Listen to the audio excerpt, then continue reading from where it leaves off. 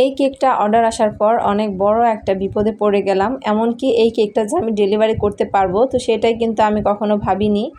Hello everyone, আসসালামু আলাইকুম। কেমন আছেন সবাই? আশা করি সবাই অনেক ভালো আছেন। আলহামদুলিল্লাহ আমিও অনেক ভালো আছি। আর এই তো কেকজন পেজ থেকে নতুন আরেকটা ভিডিও নিয়ে চলে এসেছি।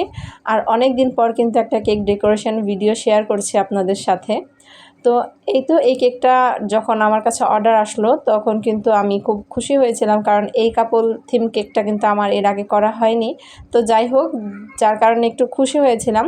কিন্তু এই কেকটা যেই দিন আমার অর্ডার এসেছিলো সেই দিন লোডশেডিংয়ের এত সমস্যায় ভুগছিলাম। তো যাই হোক, এই কেকটা যে আমি বানাতে পারবো কিংবা এই কেকটা যে আমি ডেকোরেশন করে ডেলিভারি করতে পারবো সেটাই কিন্তু আমি কোনো সময় কল্পনাই করিনি।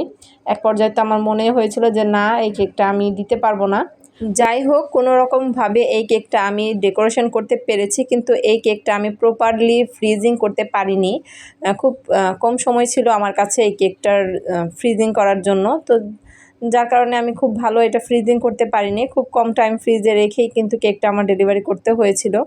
তো এই তো আমি কিন্তু এই কাপল থিম কেকটা এই ফার্স্ট করছি। এর আগে আমার এই থিম কেকটা করা হয়নি। এই তো বরাবরের মতোই কিন্তু আমি কেকটা সম্পূর্ণ ভালোভাবে ফিনিশিং করে কেকের উপরে মিডলে একটা কাপল স্টিকার বসিয়ে দিয়েছি। আর এই কাপল স্টিকারটা ছিল ইডিবল কাপল স্টিকার, তো এটা খাওয়া যাবে। আর এই স্টিকারটা আমি বসিয়ে তারপর আমি একটা সাসলিক কাঠি দিয়ে কিন্তু এই যে গ্রাউন্ড যে বানাবো সেই গ্রাউন্ডটা একটু দাগ টেনে নিয়েছিলাম। আর ওই দাগের মিডলেই কিন্তু আমি 1M নজল দিয়ে কিছু রোজেট করে দিয়ে কিন্তু ড্রেসটা করে নিয়েছি। আর এই তো ড্রেসটা করা হয়ে গেলেই কিন্তু এটার কাজ শেষ। এখন আমি উপরে সেই 1M নজলটা দিয়ে কিছু ফুল করে দিচ্ছিলাম। যাই হোক, এই কেকটা নিয়ে কিন্তু খুব খারাপ একটা অভিজ্ঞতায় পড়লাম, কারণ এই কেকটা নিয়ে যে আমি এমন একটা পরিস্থিতিতে পড়বো সেটা কিন্তু আমি কখনোই ভাবিনি, কারণ এরকম অবস্থা আমার এর আগে হয়নি। এই কেকটা আমার যখন আমি বেক করতে দিব তখনও কারেন্ট চলে গিয়েছিল। যখন আমি এই কেকটার ক্রিম রেডি করব তখন কারেন্ট চলে গিয়েছিল। এমনকি এই কেকটা যখন যেদিন আমার এই কেকটার অর্ডার ছিল সেই দিন আমাদের এখানে প্রায় 3 ঘন্টার মতো কারেন্ট ছিল না। তো বিকেলবেলায় আমার কেকটা ডেলিভারি টাইম ছিল, তো আমি ভাবছিলাম এক পর্যায়ে যে কেকটা আমি ডেলিভারি করতেই পারবো না। তারপর বিকেলবেলা যখন কারেন্ট আসে ডেলিভারির ঠিক আধ ঘন্টা আগে আমি এই কেকটা রেডি করি। তো এটাই ছিল এই কেকটা নিয়ে খুব খারাপ একটা অভিজ্ঞতা। এরকম পরিস্থিতিতে এর আগে আমার কখনোই পড়তে হয়নি, এই কেকটা নিয়েই পড়েছিলাম।